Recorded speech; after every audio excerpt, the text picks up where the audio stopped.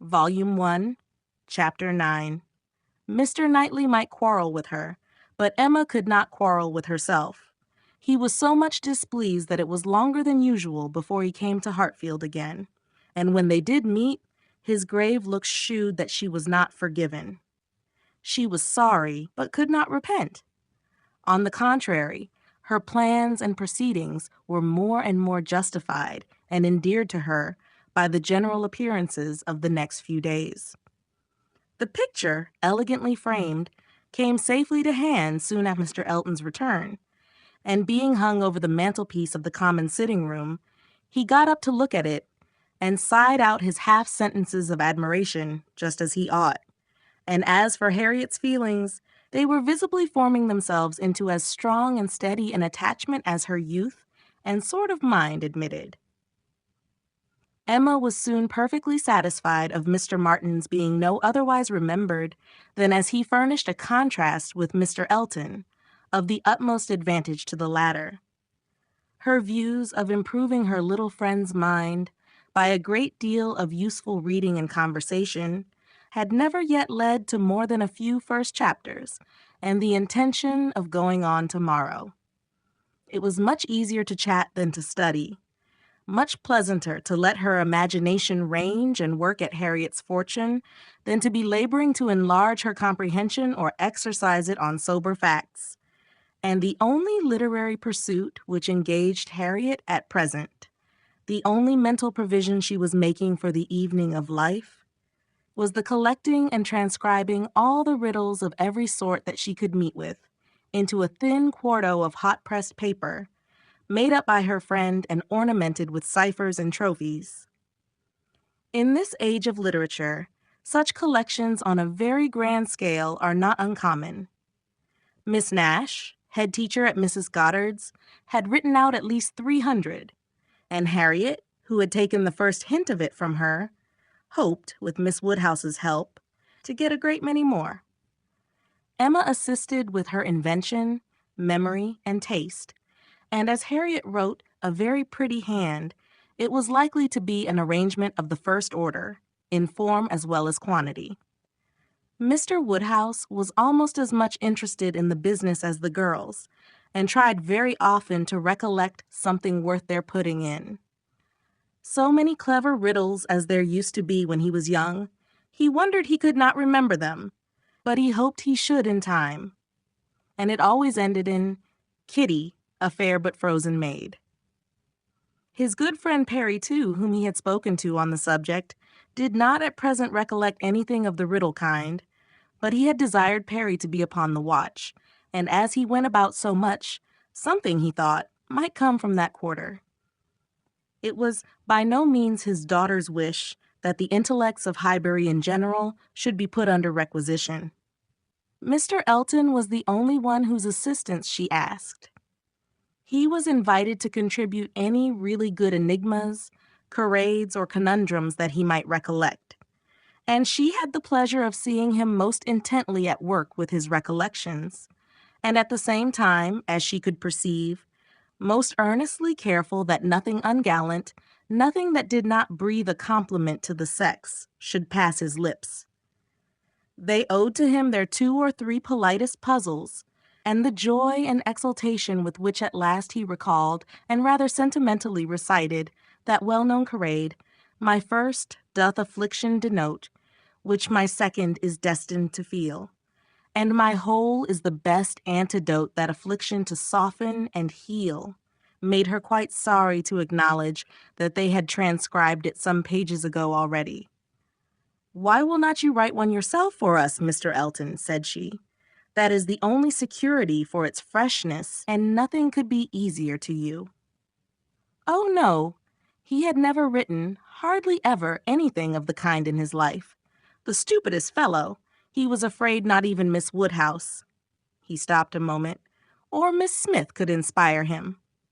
The very next day, however, produced some proof of inspiration. He called for a few moments, just to leave a piece of paper on the table containing, as he said, a charade, which a friend of his had addressed to a young lady, the object of his admiration, but which, from his manner, Emma was immediately convinced must be his own.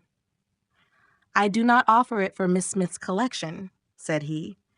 "Being my friends, I have no right to expose it in any degree to the public eye, but perhaps you may not dislike looking at it." The speech was more to Emma than to Harriet, which Emma could understand. There was deep consciousness about him, and he found it easier to meet her eye than her friend's. He was gone the next moment. After another moment's pause, "Take it," said Emma, smiling and pushing the paper towards Harriet. "It is for you. Take your own." But Harriet was in a tremor and could not touch it, and Emma, never loth to be first, was obliged to examine it herself. To Miss Carade. My first displays the wealth and pomp of kings, lords of the earth, their luxury and ease. Another view of man, my second brings, behold him there, the monarch of the seas. But united what reverse we have! Man's boasted power and freedom, all are flown. Lord of the earth and sea, he bends a slave, and woman, lovely woman, reigns alone. Thy ready wit the word will soon supply, may its approval beam in that soft eye. She cast her eye over it, pondered, caught the meaning, read it through again to be quite certain, and quite mistress of the lines. And then, passing it to Harriet, sat happily smiling and saying to herself, while Harriet was puzzling over the paper in all the confusion of hope and dullness, "Very well, Mr. Elton, very well indeed. I have read worse charades. Courtship, a very good hint. I give you credit for it. This is feeling your way. This is saying very plainly, pray, Miss Smith, give me leave to pay my addresses to you. Approve my charade and my intentions in the same glance. May its approval beam in that soft eye." Harriet, exactly. Soft is the very word for her eye. Of all epithets, the justest that could be given. Thy ready wit the word will soon supply. Humph, Harriet's ready wit. All the better. A man must be very much in love indeed to describe her so. Ah, Mr. Knightley, I wish you had the benefit of this. I think this would convince you. For once in your life you would be obliged to own yourself mistaken. An excellent charade indeed, and very much to the purpose. Things must come to a crisis soon now. She was obliged to break off from these very pleasant observations, which were otherwise of a sort to run into great length, by the eagerness of Harriet's wondering questions. "What can it be, Miss Woodhouse? What can it be? I have not an idea. I cannot guess it in the least. What can it possibly be? Do try to find it out, Miss Woodhouse. Do help me. I never saw anything so hard. Is it kingdom? I wonder who the friend was, and who could be the young lady. Do you think it is a good one? Can it be woman? And woman, lovely woman, reigns alone. Can it be Neptune? Behold him there, the monarch of the seas. Or a trident? Or a mermaid? Or a shark? Oh no, shark is only one syllable. It must be very clever, or he would not have brought it. Oh, Miss Woodhouse, do you think we shall ever find it out? Mermaids and sharks. Nonsense. My dear Harriet, what are you thinking of? Where would be the use of his bringing us a charade made by a friend upon a mermaid or a shark? Give me the paper and listen. For read Miss Smith. My first displays the wealth and pomp of kings, lords of the earth, their luxury and ease. That is court. Another view of man, my second brings, behold him there, the monarch of the seas. That is ship, plain as it can be. Now for the cream. But united, courtship, you know. What reverse we have. Man's boasted power and freedom, all are flown. Lord of the earth and sea, he bends a slave, and woman, lovely woman, reigns alone. A very proper compliment. And then follows the application, which I think, my dear Harriet, you cannot find much difficulty in comprehending. Read it in comfort to yourself. There can be no doubt of its being written for you and to you. Harriet could not long resist so delightful a persuasion. She read the concluding lines and was all flutter and happiness. She could not speak, but she was not wanted to speak. It was enough for her to feel. Emma spoke for her. There is so pointed and so particular a meaning in this compliment, said she, that I cannot have a doubt as to Mr. Elton's intentions. You are his object, and you will soon receive the completest proof of it. I thought it must be so. I thought I could not be so deceived, But now it is clear. The state of his mind is as clear and decided as my wishes on the subject have been ever since I knew you. Yes, Harriet, just so long have I been wanting the very circumstance to happen that has happened. I could never tell whether an attachment between you and Mr. Elton were most desirable or most natural. Its probability and its eligibility have really so equaled each other. I am very happy. I congratulate you, my dear Harriet, with all my heart. This is an attachment which a woman may well feel pride in creating. This is a connection which offers nothing but good. It will give you everything that you want: consideration, independence, a proper home. It will fix you in the center of all your real friends, close to Hartfield and to me, and confirm our intimacy forever. This, Harriet, is an alliance which can never raise a blush in either of us. Dear Miss Woodhouse, and dear Miss Woodhouse was all that Harriet, with many tender embraces, could articulate at first. But when they did arrive at something more like conversation, it was sufficiently clear to her friend that she saw, felt, anticipated, and remembered just as she ought. Mr. Elton's superiority had very ample acknowledgment. "Whatever you say is always right," cried Harriet, "and therefore I suppose and believe and hope it must be so. But otherwise I could not have imagined it. It is so much beyond anything I deserve. Mr. Elton, who might marry anybody, there cannot be two opinions about him. He is so very superior. Only think of those sweet verses. To Miss. Dear me, how clever. Could it really be meant for me? I cannot make a question or listen to a question about that. It is a certainty. Receive it on my judgment. It is a sort of prologue to the play, a motto to the chapter, and will be soon followed by matter-of-fact prose. It is a sort of thing which nobody could have expected. I am sure a month ago I had no more idea myself. The strangest things do take place when Miss Smiths and Mr. Eltons get acquainted. They do indeed, and really it is strange. It is out of the common course that what is so evidently, so palpably desirable, what courts the prearrangement of other people, should so immediately shape itself into the proper form. You and Mr. Elton are by situation called together. You belong to one another by every circumstance of your respective homes. Your marrying will be equal to the match at Randall's. There does seem to be a something in the air of Hartfield which gives love exactly the right direction and sends it into the very channel where it ought to flow. The course of true love never did run smooth. A Hartfield edition of Shakespeare would have a long note on that passage.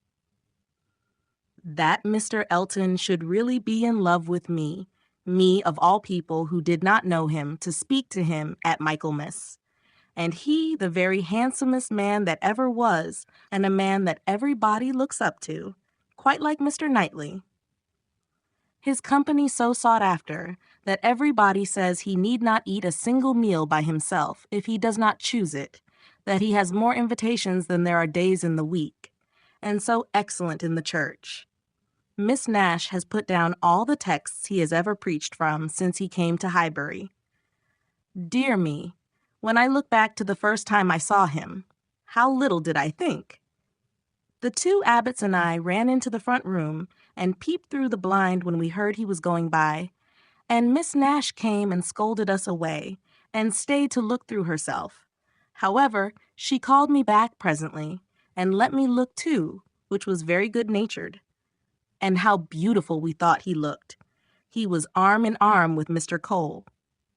This is an alliance which, whatever your friends may be, must be agreeable to them, provided at least they have common sense, and we are not to be addressing our conduct to fools. If they are anxious to see you happily married, here is a man whose amiable character gives every assurance of it. If they wish to have you settled in the same country and circle which they have chosen to place you in, here it will be accomplished. And if their only object is that you should, in the common phrase, be well married, here is the comfortable fortune, the respectable establishment, the rise in the world which must satisfy them. Yes, very true. How nicely you talk. I love to hear you. You understand everything. You and Mr. Elton are one as clever as the other. This charade, if I had studied a 12-month, I could never have made anything like it. I thought he meant to try his skill by his manner of declining it yesterday. I do think it is, without exception, the best charade I ever read. I never read one more to the purpose, certainly. It is as long again as almost all we have had before. I do not consider its length as particularly in its favor. Such things in general cannot be too short. Harriet was too intent on the lines to hear. The most satisfactory comparisons were rising in her mind. It is one thing, said she presently, her cheeks in a glow, to have very good sense in a common way, like everybody else, and if there is anything to say, to sit down and write a letter and say just what you must in a short way, and another to write verses and charades like this. Emma could not have desired a more spirited rejection of Mr. Martin's prose. Such sweet lines, continued Harriet, these two last. But how shall I ever be able to return the paper, or say I have found it out? Oh, Miss Woodhouse, what can we do about that? Leave it to me. You do nothing. He will be here this evening, I dare say, and then I will give it him back, and some nonsense or other will pass between us, and you shall not be committed. Your soft eyes shall choose their own time for beaming. Trust to me. Oh, Miss Woodhouse, what a pity that I must not write this beautiful charade into my book. I am sure I have not got one half so good. Leave out the two last lines, and there is no reason why you should not write it into your book. Oh, but those two lines are, the best of all, granted, for private enjoyment, and for private enjoyment, keep them. They are not at all the less written, because you divide them. The couplet does not cease to be, nor does its meaning change. But take it away, and all appropriation ceases, and a very pretty, gallant charade remains, fit for any collection. Depend upon it, he would not like to have his charade slighted much better than his passion. A poet in love must be encouraged in both capacities, or neither. Give me the book, I will write it down, and then there can be no possible reflection on you. Harriet submitted, though her mind could hardly separate the parts, so as to feel quite sure that her friend were not writing down a declaration of love. It seemed too precious an offering for any degree of publicity. I shall never let that book go out of my own hands, said she. Very well, replied Emma. A most natural feeling, and the longer it lasts, the better I shall be pleased. But here is my father coming. You will not object to my reading the charade to him. It will be giving him so much pleasure. He loves anything of the sort, and especially anything that pays woman a compliment. He has the tenderest spirit of gallantry towards us all. You must let me read it to him. Harriet looked grave. My dear Harriet, you must not refine too much upon this charade. You will betray your feelings improperly if you are too conscious and too quick, and appear to affix more meaning, or even quite all the meaning which may be affixed to it. Do not be overpowered by such a little tribute of admiration. If he had been anxious for secrecy, he would not have left the paper while I was by, but he rather pushed it towards me than towards you. Do not let us be too solemn on the business. He has encouragement enough to proceed without our sighing out our souls over this charade. Oh, no, I hope I shall not be ridiculous about it. Do as you please. Mr. Woodhouse came in, and very soon led to the subject again by the recurrence of his very frequent inquiry of, well, my dears, how does your book go on? Have you got anything fresh? Yes, Papa, we have something to read you, something quite fresh. A piece of paper was found on the table this morning, dropped, we suppose, by a fairy, containing a very pretty charade, and we have just copied it in. She read it to him just as he liked to have anything read, slowly and distinctly, and 2 or 3 times over, with explanations of every part as she proceeded, and he was very much pleased, and, as she had foreseen, especially struck with the complimentary conclusion. Aye, that's very just, indeed, that's very properly said. Very true. Woman, lovely woman. It is such a pretty charade, my dear, that I can easily guess what fairy brought it. Nobody could have written so prettily but you, Emma. Emma only nodded and smiled.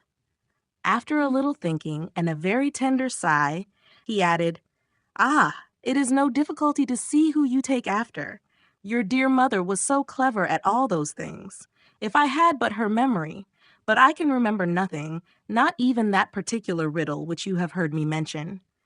I can only recollect the first stanza, and there are several. Kitty, a fair but frozen maid, kindled a flame I yet deplore. The hoodwinked boy I called to aid, though of his near approach afraid, so fatal to my suit before." And that is all that I can recollect of it. But it is very clever all the way through. But I think, my dear, you said you had got it.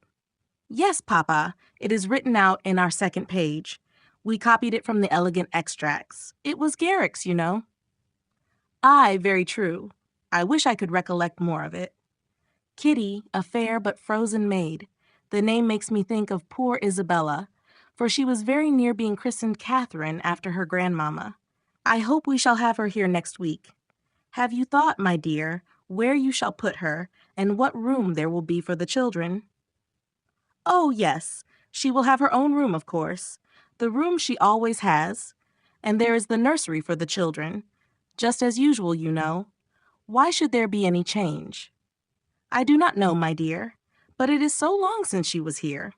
Not since last Easter, and then only for a few days. Mr. John Knightley's being a lawyer is very inconvenient. Poor Isabella. She is sadly taken away from us all. And how sorry she will be when she comes, not to see Miss Taylor here. She will not be surprised, Papa, at least. I do not know, my dear. I am sure I was very much surprised when I first heard she was going to be married. We must ask Mr. and Mrs. Weston to dine with us while Isabella is here. Yes, my dear, if there is time. But, in a very depressed tone, she is coming for only 1 week. There will not be time for anything. It is unfortunate that they cannot stay longer, but it seems a case of necessity. Mr. John Knightley must be in town again on the 28th, and we ought to be thankful, Papa, that we are to have the whole of the time they can give to the country, that 2 or 3 days are not to be taken out for the Abbey. Mr. Knightley promises to give up his claim this Christmas, though you know it is longer since they were with him than with us. It would be very hard indeed, my dear, if poor Isabella were to be anywhere but at Hartfield. Mr. Woodhouse could never allow for Mr. Knightley's claims on his brother or anybody's claims on Isabella except his own. He sat musing a little while and then said, "But I do not see why poor Isabella should be obliged to go back so soon, though he does. I think, Emma, I shall try and persuade her to stay longer with us. She and the children might stay very well." "Ah, Papa, that is what you never have been able to accomplish, and I do not think you ever will. Isabella cannot bear to stay behind her husband." This was too true for contradiction. Unwelcome as it was, Mr. Woodhouse could only give a submissive sigh, and as Emma saw his spirits affected by the idea of his daughter's attachment to her husband, she immediately led to such a branch of the subject as must raise them. "Harriet must give us as much of her company as she can while my brother and sister are here. I am sure she will be pleased with the children. We are very proud of the children, are not we, Papa? I wonder which she will think the handsomest, Henry or John. Aye, I wonder which she will. Poor little dears, how glad they will be to come. They are very fond of being at Hartfield, Harriet." "I dare say they are, sir. I am sure I do not know who is not. Henry is a fine boy, but John is very like his mamma. Henry is the eldest. He was named after me, not after his father. John, the second, is named after his father. Some people are surprised, I believe, that the eldest was not, but Isabella would have him called Henry, which I thought very pretty of her. And he is a very clever boy indeed. They are all remarkably clever, and they have so many pretty ways. They will come and stand by my chair and say, "Grandpapa, can you give me a bit of string?" And once Henry asked me for a knife, but I told him knives were only made for grandpapas. I think their father is too rough with them very often. "He appears rough to you," said Emma, "because you are so very gentle yourself. But if you could compare him with other papas, you would not think him rough. He wishes his boys to be active and hearty, and if they misbehave, can give them a sharp word now and then. But he is an affectionate father. Certainly, Mr. John Knightley is an affectionate father. The children are all fond of him." And then their uncle comes in and tosses them up to the ceiling in a very frightful way. "But they like it, Papa. There is nothing they like so much. It is such enjoyment to them that if their uncle did not lay down the rule of their taking turns, whichever began would never give way to the other." "Well, I cannot understand it." "That is the case with us all, Papa. One half of the world cannot understand the pleasures of the other." Later in the morning, and just as the girls were going to separate in preparation for the regular 4 o'clock dinner, the hero of this inimitable charade walked in again. Harriet turned away, but Emma could receive him with the usual smile, and her quick eye soon discerned in his the consciousness of having made a push, of having thrown a die, and she imagined he was come to see how it might turn up.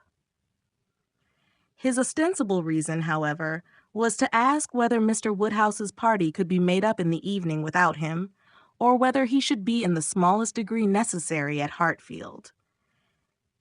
If he were, everything else must give way, but otherwise his friend Cole had been saying so much about his dining with him, had made such a point of it, that he had promised him conditionally to come. Emma thanked him, but could not allow of his disappointing his friend on their account. Her father was sure of his rubber. He re-urged. She re-declined, and he seemed then about to make his bow, when taking the paper from the table, she returned it. "Oh, here is the charade you were so obliging as to leave with us. Thank you for the sight of it. We admired it so much that I have ventured to write it into Miss Smith's collection. Your friend will not take it amiss, I hope. Of course, I have not transcribed beyond the first 8 lines." Mr. Elton certainly did not very well know what to say. He looked rather doubtingly, rather confused, said something about honor, glanced at Emma and at Harriet, and then seeing the book open on the table, took it up and examined it very attentively. With the view of passing off an awkward moment, Emma smilingly said, "You must make my apologies to your friend, but so good a charade must not be confined to 1 or 2. He may be sure of every woman's approbation while he writes with such gallantry." "I have no hesitation in saying," replied Mr. Elton, though hesitating a good deal while he spoke, "I have no hesitation in saying, at least if my friend feels at all as I do, I have not the smallest doubt that, could he see his little effusion honored as I see it, looking at the book again and replacing it on the table, he would consider it as the proudest moment of his life." After this speech he was gone as soon as possible. Emma could not think it too soon, for with all his good and agreeable qualities, there was a sort of parade in his speeches which was very apt to incline her to laugh. She ran away to indulge the inclination, leaving the tender and the sublime of pleasure to Harriet's share.